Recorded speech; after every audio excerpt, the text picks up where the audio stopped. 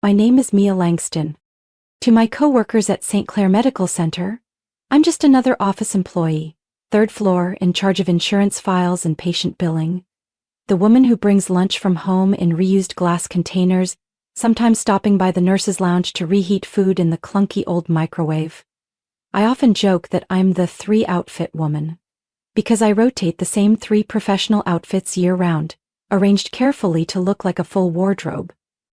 No one there knows I'm the only daughter of Von Langston, the man behind Langston Development, the real estate empire that owns a quarter of Houston's skyline.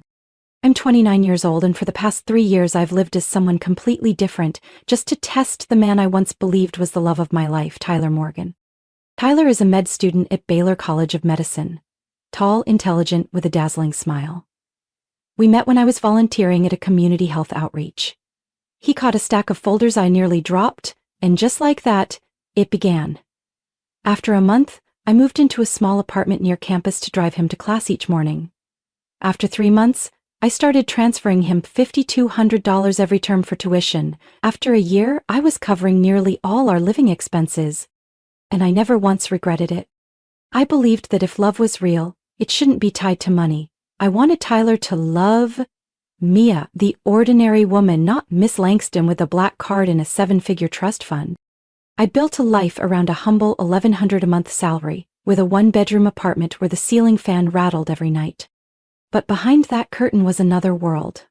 Every Friday night, I left the hospital at 6 p.m., drove to the underground garage of the Warwick Hotel, changed out of my faded work clothes into a silk dress, switched from my beat-up Toyota to the Range Rover I kept parked there on monthly lease.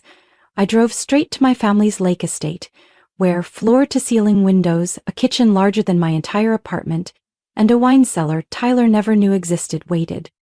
My father knew about me and Tyler, and he never approved. "Sweetheart, how long are you going to keep living this double life?" he asked once as I entered his office, hair still smelling of parking garage fumes. "Until I know for sure that he loves me, not what's in my bank account." I sat down on the leather chair across from his desk. He sighed, pouring me a glass of Bordeaux he only opened for board meetings. "Real love doesn't need to hide, Mia. If he's the right one, you wouldn't need to pretend for 3 years." I glanced down at the delicate ring on my finger, a 3/10 carat diamond in a blue box that Tyler had dramatically presented to me in a cramped Mexican diner. I once believed it was a symbol of sacrifice, of how much he cared. What I didn't know was that the same week, he had spent nearly $1,900 on a Tag Heuer watch and lied that it was a knockoff from eBay. I lived 2 lives, 2 homes, 2 versions of myself, all to see if a man would love the woman counting every penny, or the one who could buy the entire building if she wanted to. 3 years. 6 terms. Over $31,000 transferred. I truly thought I was investing in our future. Until one day at his graduation party, an event I had secretly paid for, he looked at me and said, to the security guard, "She's not part of my family, please escort her out." And that's when everything began to fall apart. I started waking up every morning at 5:15, not because I was a morning person, but because Tyler wanted me to walk 30 minutes to the hospital and save on gas. He'd kiss my forehead and murmur, "Mia, you're the most frugal woman I know. With you by my side, I can get through anything." I'd smile, slip the pre-written check into his anatomy book, $5,200 for the new term. Underneath it I'd scribble, "Don't forget breakfast." He never asked how I always managed the money, never noticed the lunch bag I carried every day used to be on the cover of a fashion magazine, logo discreetly removed. I lived in an old midtown apartment, 12 minutes from the hospital, on foot. The walls peeled, the wood floors creaked under every step. But every Friday night, after my shift, I changed in the hospital restroom, tied my hair up, dabbed on soft pink lipstick, and ordered an Uber to the Warwick basement, where my Range Rover and tailored evening gown awaited. I'd then drive west to the gated Springwood Lakeside community. There they called me Miss Langston. The housekeeper waited at the door with a chilled martini and an investment report already tabbed for discussion. I often sat on the second-floor balcony, staring at the lights in the distance, wondering, if Tyler walked into this scene, with marble floors, a 10-seat dining table, and a private gym? Would he hold me because he loved me, or because he was overwhelmed? What does he actually serve as his Air Force? I always wanted to believe it was love. For 3 years, I convinced myself that if I kept the secret long enough, carefully enough, one day when the truth came out, he wouldn't feel betrayed. That he'd understand. I just wanted to know if real love could exist in a moldy kitchen, on a modest office salary. And then I'd give him everything. The penthouse I had bought near the hospital, overlooking Discovery Green Park. I'd kept the key in my desk drawer for 8 months. Sometimes I'd take it out, look at it for a while, then tuck it away again. "You've never taken me to see your place since we got engaged," Tyler once joked as he stirred instant ramen. "After your graduation?" I smiled. "There'll be a surprise." I wasn't lying. I was just hiding the truth. As graduation neared, Tyler talked more about our future. He wanted a new car, a trip to Italy before residency started, a beach wedding with over 200 guests. "We'll figure out the money, right?" he said, holding my hand with confident eyes. I looked at him, the man who truly believed he had built his life from hardship, while I had transferred nearly $32,000 to him over 3 years, not including rent, groceries, and supplements. Each week, I still cleaned out the fridge, made shopping lists, from almond milk to the B12 vitamins he liked. He thought it was duty. I once thought it was love. But then, things started to feel. His old fossil watch suddenly got replaced with a Longines. When I asked, he said it was an end-of-year sale. He came home late every Thursday for group internal med study, but his books were untouched. I didn't question him. I quietly slipped a GPS tracker into the car key I had given him. And then I saw it. He turned into a luxury apartment complex in River Oaks, 2 nights in a row. I sat on my worn sofa, staring at the numbers draining from my side account. The one nobody knew about. Each month, $5,200 disappeared, exchanged for promises that never came true. The only thing still intact was the engagement ring and a growing suspicion. That night, Tyler came home later than usual. I'd made his favorite fettuccine with creamy mushroom sauce and a fresh salad. I sat alone at the table. The candle burned halfway down, my phone lighting up with the time. 9:47 p.m. He texted, "Studying cardio phys with the group. Heading back soon." When the door opened at 10:36, I looked up to see him walk in, tired-faced, but with a scent on his collar that didn't belong to me. It was subtle, expensive, not like anything I had ever worn. "Sorry, the lab had issues," he said, leaning in to kiss my hair. "You're still up?" "Your favorite dish is waiting," I replied softly, as if talking to the air. He only smiled, took off his coat, skipped dinner, and headed straight to the shower. I grabbed my phone, opened contacts, my finger hovering over Thalia, my best friend in Baylor's HR office. I didn't call. Instead, I opened my photo album and zoomed in on a picture of Tyler from the spring festival a few weeks ago, the watch on his wrist in sharp focus. I zoomed in. Longines Master Collection, retail price nearly $2,000. A week later, I began quietly collecting evidence. The first receipt I found was stuffed in the pocket of his jacket on the couch. Azure Seafood Restaurant in the Heights. A place where you needed concierge reservations. Dinner for 2, $184, including a glass of rare wine. Date, Thursday. His supposed group study night. Said nothing, but I started watching his phone more. How he always placed it face down, silenced every notification. One evening, I overheard him from the bathroom. "Yeah, Saturday works, same spot, just don't text anything weird, she's getting suspicious." I walked in, feigning casualness. "Who was that?" "The dean," he said without blinking. "He invited me fishing, but I probably won't go." I nodded, smiled. But the next morning, after he left, I powered on his old phone, the one he had ditched last month after upgrading. He claimed it was wiped, but I knew better. And I was right. In the message archive, one name kept showing up.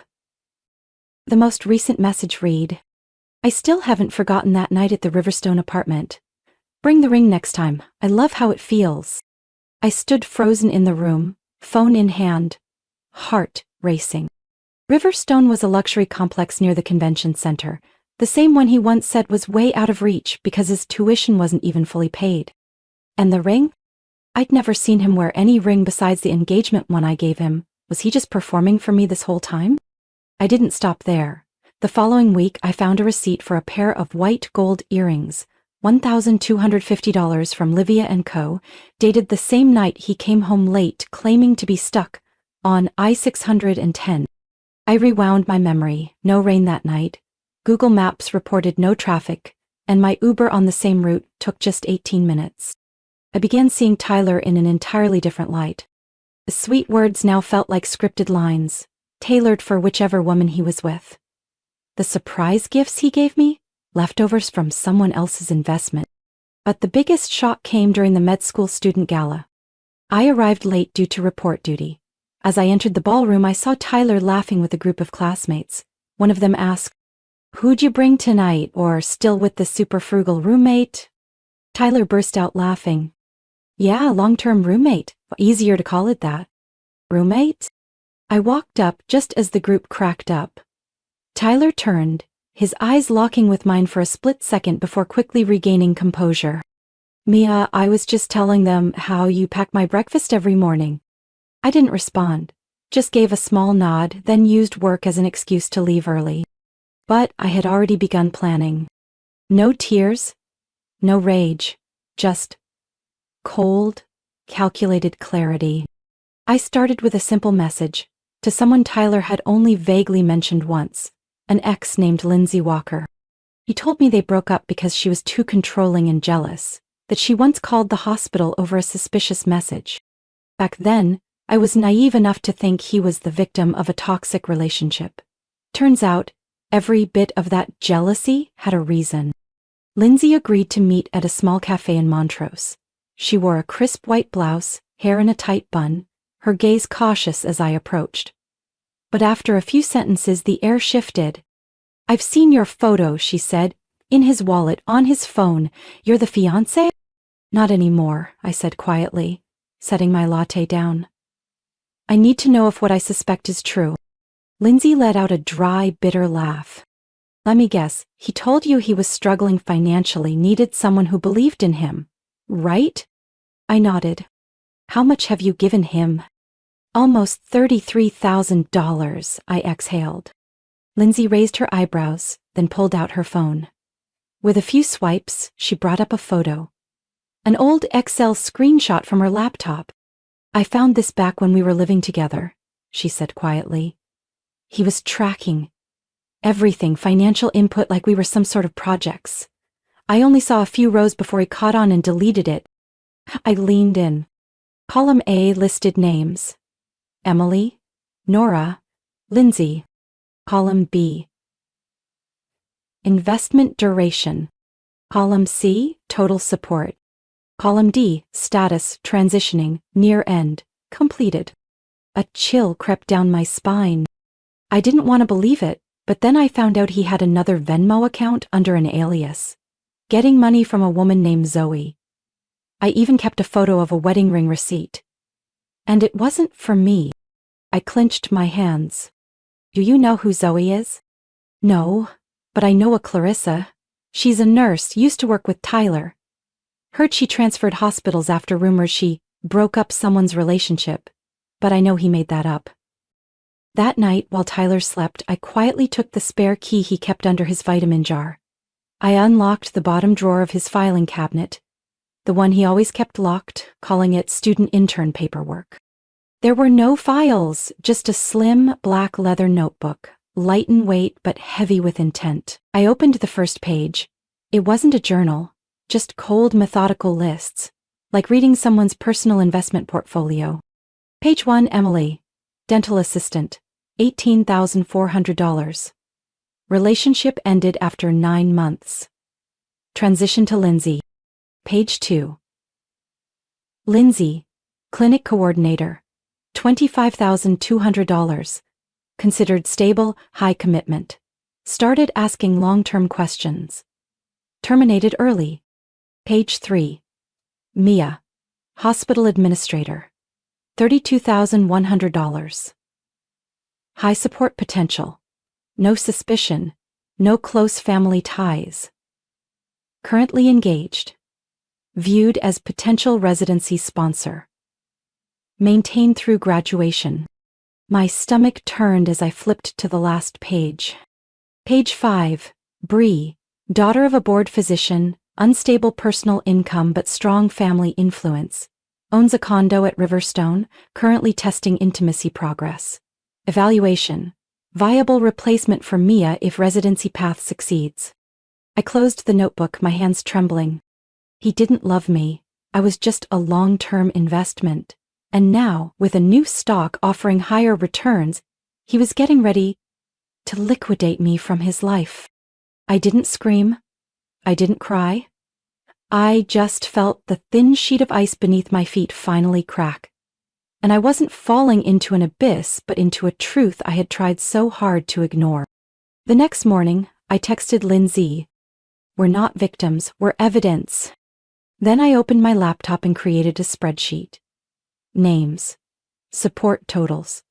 Every piece of documentation. I wasn't interested in calling the police. I wanted something deeper, something lasting. Something he'd remember for the rest of his life. I emailed Clarissa. She replied shortly after, with just 3 words. It's time. When I saw the italicized print on Tyler's graduation invitation. Celebrating Dr. Tyler Morgan, Hyatt Regency Grand Ballroom, Houston, I didn't need to ask who had planned the event. Technically, it was 3 separate event companies, each quietly owned by branches of Langston Holdings. One for venue design, Orchid and Onyx Events, one for catering, Madison & Co., and one for lighting and sound, Lux Sonic. I had acquired that one just a month earlier. Of course, Tyler knew none of this. I told him it was a small event organized by his co-workers, those who appreciated my help with admin paperwork. He just shrugged. As long as there's champagne and my mom gets a good seat. His mother. Margaret Morgan. A widow with a piercing stare and a voice cold enough to cut glass. We had met only twice in 3 years, and both times she looked at me like I was a clearance rack shirt in a designer boutique.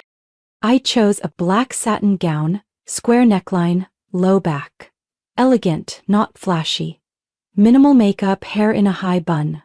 The engagement ring, Tyler's half-year of saving gift, still sat on my finger, shining one last time before the curtain fell. Arrived late. The ballroom glowed under golden light. White flowers lined the tables and the dance floor shimmered under soft jazz. I stepped in, drawing curious glances and hushed whispers. Tyler stood in the center, wearing a tuxedo rented from Davis Formal Wear, grinning brightly, champagne flute in hand. Next to him, Margaret in a deep blue dress, pearls glowing at her neck. When he saw me, his smile faltered, then quickly returned, strained. I looked around. Not a single seat near the main stage had my name. I approached one of the event staff and quietly asked about the seating. He checked the list and frowned. I'm sorry, your name doesn't appear on the primary layout. I'm the one who signed the ballroom rental agreement, I said calmly, and the fiancé of the guest of honor. He nodded nervously and asked to double check before slipping into the back. I took a few more steps and approached Tyler's group of friends. Some looked uncomfortable. A tall brunette in a red dress leaned over and whispered something to Margaret. She turned around, eyes icy. Oh. Mia, right? She said, not bothering to hide her disdain. I thought you had a night shift. And head down the hall, I'm like, I was supposed to, but for a night this significant, I figured I should personally attend the closing act. Margaret narrowed her eyes, but before she could reply, Tyler stepped in. You made it, he said stiffly. I was going to call after the ceremony. To do what? Thank me for being left off the guest list? Before he could respond, Margaret cut in. It seems you're disrupting someone else's event? Shall I ask security to escort you out? I looked at her, then at Tyler, then at the woman in red, her hand resting a little too naturally on his arm. I nodded. Fine, but before I go, I have a little gift. I walked up to the main table, picked up Tyler's champagne glass, gently slid the ring off my finger and dropped it in. The diamond hit the bottom with a soft ting. But to me it rang out like the bell that ends a performance. "Congratulations, Dr. Tyler Morgan," I said clearly. "May you find plenty of new investors. Let's hope they don't ask for refunds." I turned away without waiting for a reaction. No explanations, no tears. Every step I took across that ballroom felt like walking through 3 years of my youth that had been used. But now, I was turning it into a weapon. The doors closed behind me, sealing off the noise, leaving me no longer the woman standing in someone else's shadow, but Mia Langston. And I was ready to be myself again. I didn't go back to the Midtown apartment that night. Instead, I drove straight to Langston Pearl Tower, took the private elevator to the 41st floor, where my penthouse had waited quietly for 3 years. The doorman gave me a respectful, slightly surprised nod. "Welcome back, Miss Mia. Been a while." "I'll be staying more often now," I replied calmly. "Have someone come clean in the morning." The 3,400 square foot apartment opened before me in warm amber light. Floor-to-ceiling windows revealed the full skyline of downtown Houston, twinkling like a massive control panel of destiny. I called my father. "It's me." A brief silence on the other end, then his deep, steady voice. "Are you ready to be a Langston again?" "More ready than ever?" The next morning, I walked into St. Clair Medical Center. Not in my usual admin attire, but in a slate gray Max Mara suit. Hair tied back, a Hermes bag resting lightly on my shoulder. The receptionist blinked as I stepped into the executive boardroom, a place I had never entered as a staff member. I was there to see Dr. Ronald Kessler, director of the residency program. "Good morning, Miss Langston," he said, flipping through a file. "Ah, yes, we met at the Houston Medical Foundation Gala, didn't we?" "We did, and today, I'm here to discuss one of your residency candidates, Tyler Morgan." He frowned slightly. I placed a folder on his desk, copies of wire transfers I had made, a photo of Lindsay's spreadsheet, messages from Clarissa, receipts from other women, and finally, Tyler's own handwritten notes, detailing financial phases for each target. "I'm not here for revenge," I said. "I'm here to protect the hospital's reputation. This man didn't just manipulate women, he planned, tracked, calculated every dollar, every month. He's not someone who should represent any medical institution." 3 days later, Tyler was quietly removed from the residency list. No public explanation. I knew the news hit him like a slap at lunchtime, cold, decisive, and irreversible. But I wasn't done. I contacted Tessa Chapman, a lawyer specializing in personal financial abuse and power dynamics. I handed over everything: Lindsay's records, Clarissa's screenshots, and another woman named Zoe whom I identified through one of Tyler's alias-linked accounts. "We're not suing for money," I told Tessa. "We want justice and restitution for what he extracted through deceit." Tessa nodded. "This case is rare, clear, methodical, and backed by hard financial evidence. I'll handle the legal front, you handle the leverage." And that part I executed flawlessly. I traced Margaret's real estate network. Tyler's mother, who managed a brokerage office at the Haven Group, specializing in vacation homes for wealthy out-of-state clients. Langston Development, my family's company, was one of 3 exclusive land providers that the Haven depended on. All it took was one email and a follow-up call from our legal team. 3 weeks later, Margaret lost access to every lakeside listing under Langston's portfolio. A California investor she was courting for $1 million deal suddenly had a change of heart, lost confidence in the firm. No reason was named, but I knew. And so did she. Tyler started texting. First, "We need to talk." Then, "This is going too far." Finally, "You'll regret this if you keep pushing." I didn't respond. I forwarded every message to Tessa to strengthen our case for financial damages. None of this was retaliation. Always balance. Tyler once saw me as his highest-yielding investment. I was simply making sure he paid the price, financially and professionally. Just 3 months after the party, Tyler Morgan's name disappeared from all residency communications at St. Clair Medical Center. In the internal system, his file was marked no longer eligible, with a single line explaining the reason: failure to meet ethical standards. I knew he had scrambled to secure a spot at Greenwood Memorial, a small community hospital on the outskirts of town, nearly an hour outside Houston, with no accredited residency program tied to the state medical board. Place for those who need to start over. The only problem? Tyler had nothing left to start with. My legal team had done its job. Lindsay, Clarissa, and Zoe each received fair compensation. There was no scandal in the press, but just enough whispers that a few employers rescinded their offers. Somehow, photos of Tyler's old girlfriend investment spreadsheet began circulating in professional forums, no known source.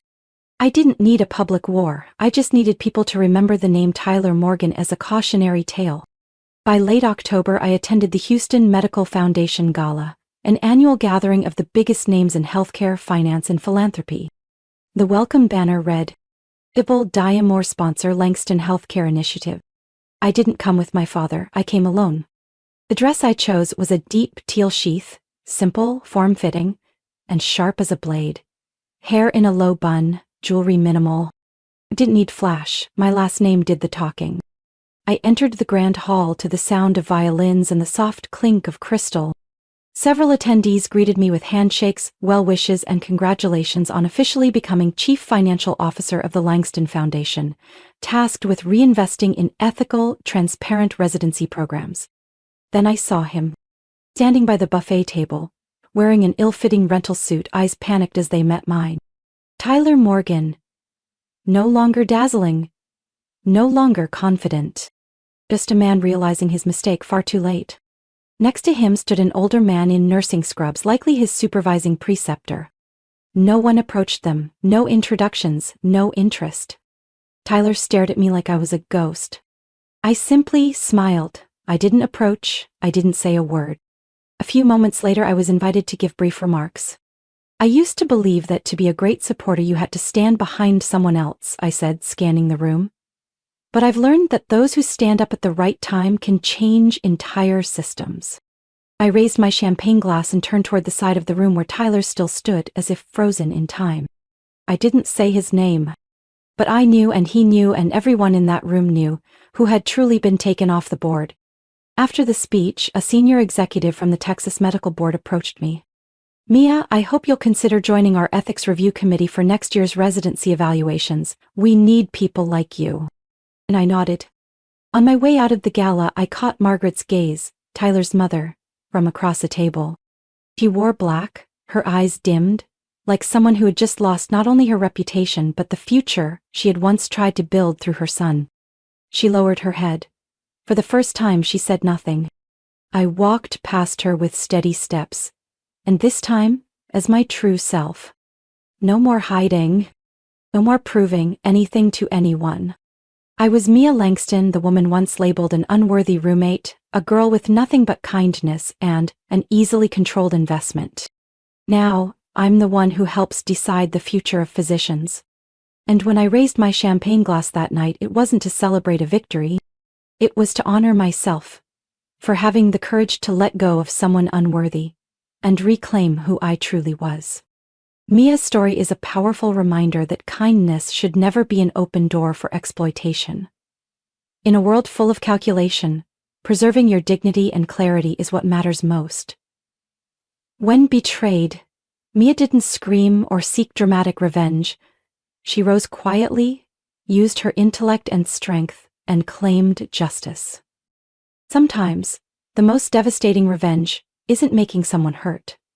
It's showing them you don't need them anymore, and haven't for a long time. What do you think of Mia's journey and the choices she made? Leave your thoughts below.